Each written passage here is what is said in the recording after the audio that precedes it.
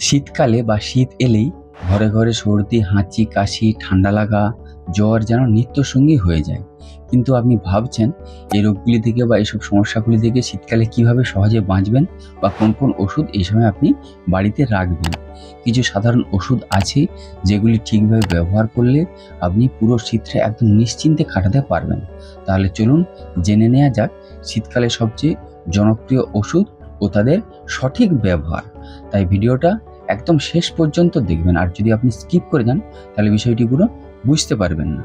আর আপনি যদি চ্যানেলে প্রথম এসে থাকেন বা চ্যানেলটি এখনো সাবস্ক্রাইব করে না থাকেন তাহলে অবশ্যই চ্যানেলটিকে সাবস্ক্রাইব করে দিবেন এরকমই হেলথ এবং মেডিসিন সম্পর্কে সঠিক ইনফরমেশন পাওয়ার জন্য। এই শীতকালে সবচেয়ে যে বেশি সমস্যাটি হয়ে থাকে সেটি হচ্ছে জ্বর, সর্দি, কাশি, ঠান্ডা লাগা, গলা ব্যথা। শীতকালে যেসব ওষুধ সবচেয়ে বেশি দরকার হয়ে থাকে, যেমন কমন কোল্ড, সর্দি কাশি হলে কি করবেন, বা গলা ব্যথা হলে কি করবেন, জ্বর হলে কি ওষুধ খাবেন, তার সাথে রয়েছে ত্বকের সমস্যা বা গ্যাসের সমস্যা। এইসব সমস্যায় কিছু ওষুধ এবং কিছু ঘরোয়া টিপস জানলে খুব সহজেই নিজেকে ও পরিবারকে আপনি সুস্থ রাখতে পারবেন।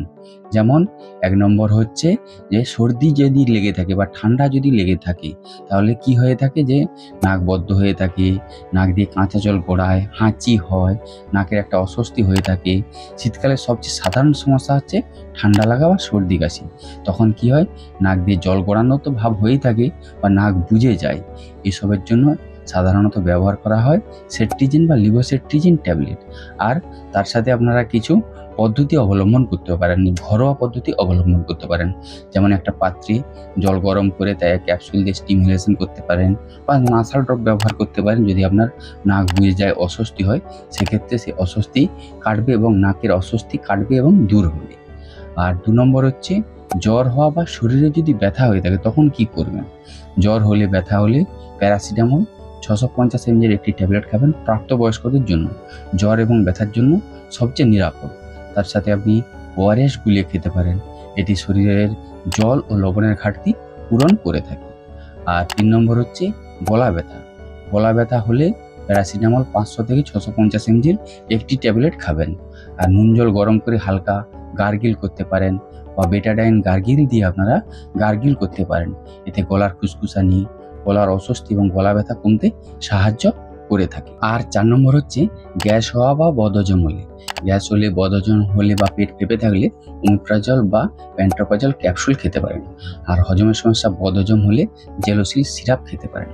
আর ৫ নম্বর হচ্ছে ত্বকের শুষ্কতা বা স্কিন যদি ড্রাই হয়ে যায় সেক্ষেত্রে বিভিন্ন ধরনের ময়েশ্চারাইজার ব্যবহার করতে পারেন, কোকোনাট অয়েল ব্যবহার করতে পারেন। এটি ত্বক নরম রাখে এবং বিভিন্ন ধরনের র্যাশ প্রতিরোধ করে থাকে।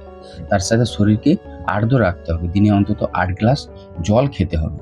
এবার এই যে ওষুধগুলি বললাম, এই ওষুধগুলি সাধারণত over the counter OTC drug, অর্থাৎ বিনা প্রেসক্রিপশন ছাড়াই পাওয়া যায়।